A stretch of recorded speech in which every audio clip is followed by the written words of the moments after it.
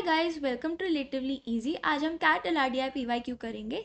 Set शुरू करने से पहले प्लीज़ आप लोग 15 मिनट्स के लिए सेट को ट्राई करो। आप पॉज करके स्क्रीनशॉट ले लो।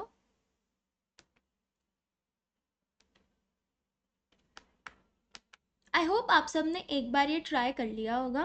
अब शुरू करते हैं। In the table below the check marks indicate all languages spoken by 5 people: Paula, Quentin, Robert, Sally and Terence. हम इसको PQRST पढ़ेंगे। For example, P speaks only Chinese and English. जैसे देखो यही टेबल है, वो पॉला चाइनीज और इंग्लिश बोल रही है ना। क्विंटीन डच और इंग्लिश बोल रहा है। These 5 people form 3 teams: Team 1, Team 2, Team 3. Each team has either 2 or 3 members.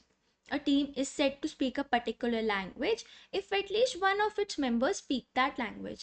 देखो, एक काम करेंगे हम बना लेंगे 3 सर्कल्स। ये हमारी टीम्स हैं। अब क्योंकि हमें टीम का लेबल्स नहीं पता, हम इन्हें लेबल करेंगे भी नहीं, क्योंकि कोई भी हो सकता है टीम में, है ना। तो इसको 2 या 3 मेंबर्स हैं, ये लिखा है हमें, ये यहाँ नोट डाउन कर लेते हैं। और हमें क्या बोला है, अगर उस टीम में जो मेंबर है कोई भी एक लैंग्वेज बोलते हैं, टीम भी वो लैंग्वेज बोलेगी। मतलब मान लेते हैं पी एक टीम में है। अगर पी एक टीम में है, वो बोलती है चाइनीज़ और इंग्लिश, और क्यू है वो बोलती है डच और इंग्लिश, तो वो टीम टीम क्या क्या बोलेगी? चाइनीज़, इंग्लिश और डच। ये मतलब है, ठीक है। चलो अब हिंट्स पढ़ लेते हैं। Each team speaks exactly 4 languages and has a same number of members. मतलब नंबर ऑफ मेंबर्स सेम है, ये याद रखने की बात है। और ईच टीम एग्जैक्टली 4 लैंग्वेज, तो 4 लैंग्वेज के ना डैश बना लेते हैं याद रखने के लिए, ठीक है। फिर ये हमने नोट डाउन कर लिया। English and Chinese are spoken by all 3 teams, Basque and French by exactly 2 teams, and the other languages by exactly 1 team. English और Chinese सारी टीम्स बोल रही हैं, तो हर जगह लिख दो।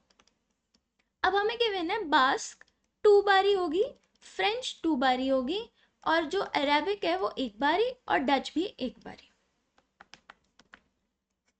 None of the teams include both Q and R. ठीक है, यहाँ नोट डाउन कर लेते हैं साइड पे कहीं कि क्यू आर को हमें साथ में नहीं लेना है। Robert is in team 1 and Quentin is in team 3। तो आर जो जहाँ भी आएगा वो टीम 1 बन जाएगी, क्यू जहाँ भी आएगा वो टीम 3 हो जाएगी, ठीक है। हमें बस यही गिवन है। अब देखो, अरे सॉरी, ये पॉइंट तो बच ही गया। ये गिवन है Paula and Sally are together in exactly 2 teams, ठीक है।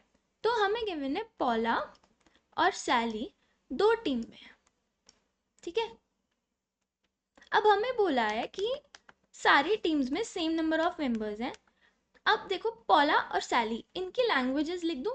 पॉला बोलती है चाइनीज और इंग्लिश, सैली बोलती है बास्क और इंग्लिश, ठीक है। तो यहाँ पे एक बी भी ऐड हो जाएगा लैंग्वेजेस में, टीम के द्वारा जो बोली जा रही है। अब एक बात बताओ, एग्जैक्टली 4 चाहिए, क्या 2 मेंबर से 4 लैंग्वेजेस हो पाएंगी? नहीं, तो इसीलिए 3 मेंबर्स होने चाहिए। तो हम यहाँ पे एक और बना लेते हैं, और यहाँ 3 डैश खुद ही बना लेते हैं, ठीक है। अब हमें गिवन है आर टीम 1 में है, तो मैं यहाँ पे आर पुट करके देखती हूँ।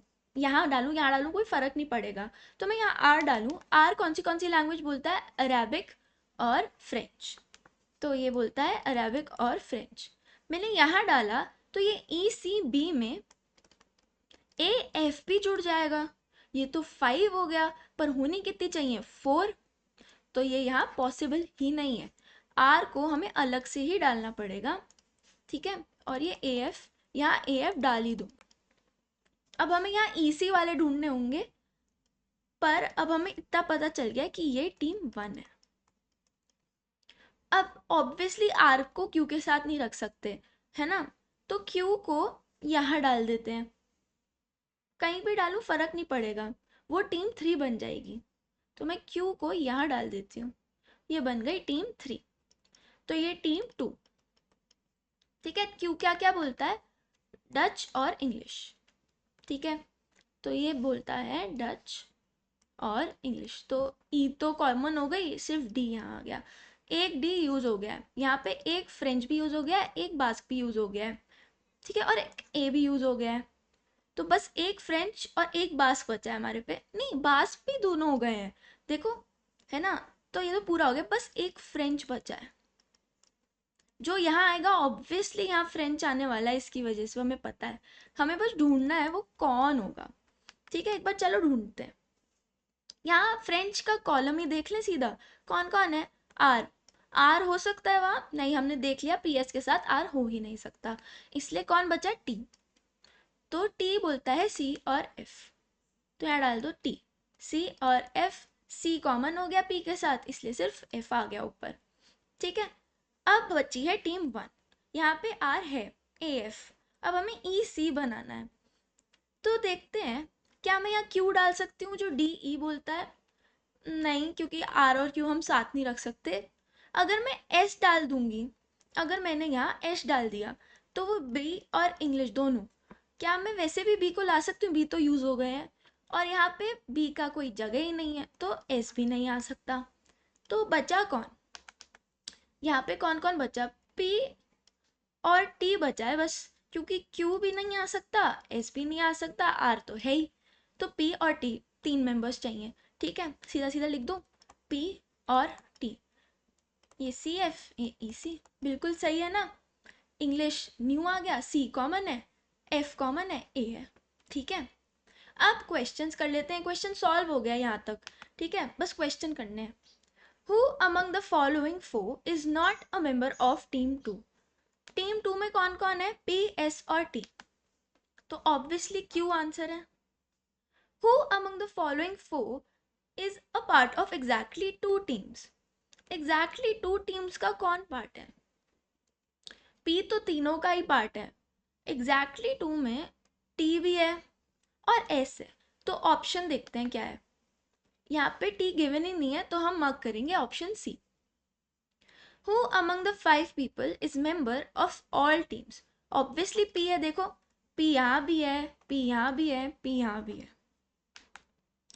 Apart from Chinese and English, which languages are spoken by team 1। Team 1 में इनके अलावा ए और एफ बोली है, तो अरेबिक एंड फ्रेंच।